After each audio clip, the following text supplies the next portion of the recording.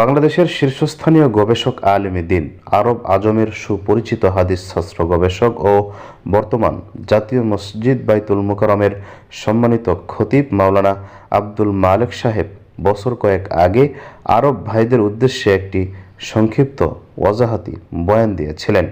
সে বয়ানে তিনি বলেছেন, সাদ সাহেব তার বয়ান ও আলোচনার মাঝে এমন নিত্য নতুন উদ্ভট বিষয় নিয়ে আসছেন যা আহলুস সুন্নাত ওয়াল জামাআত মানহাজ, জমহুর উলামা, মুফাসসিরিন, ফুকাহা ও মুহাদ্দিসিনের মানহাজের পরিপন্থী, যার পরিপ্রেক্ষিতে শরীয়তের দৃষ্টিকোণ থেকে আমরা তার অনুসরণ আনুগত্য জায়েজ মনে করি না।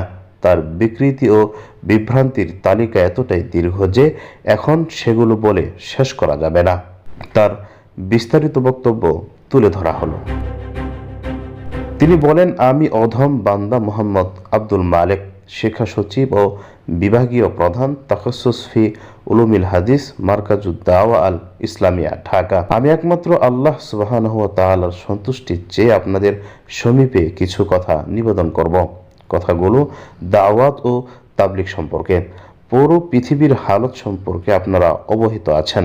আপনাদের সমীপে সংক্ষিপ্ত কথা হলো, নিজামুদ্দিন মারকাজের সম্প্রতি যেসব কাণ্ড ঘটেছে এবং শায়খ সাদ কান্ধলভি যেসব কথা বলেছেন সেগুলো সম্পর্কে ভারতীয় উপমহাদেশের উলামায়ে কেরাম সম্যক অবগত।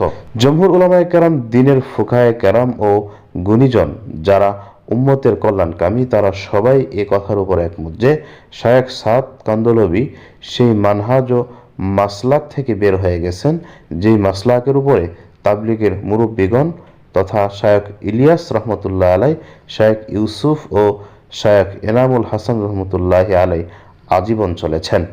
সাদ সাহেব তার বয়ান ও আলোচনার মাঝে প্রতিনিয়ত এমন নিত্য নতুন উদ্ভট বিষয় নিয়ে আসছেন যা আহলুস সুন্নাত ওয়াল জামাতের মানহাজ, জমহুর উলামা, মুফাসসিরিন, ফুকাহা ও মুহাদ্দিসিনের মানহাজের পরিপন্থী, যার পরিপ্রেক্ষিতে শরীয়তের দৃষ্টিকোণ থেকে আমরা তার অনুসরণ আনুগত্য জায়েজ মনে করি না। তার বিকৃতি ও বিভ্রান্তির তালিকা এতটাই দীর্ঘ যে এখন সেগুলো বলে শেষ করা যাবে না।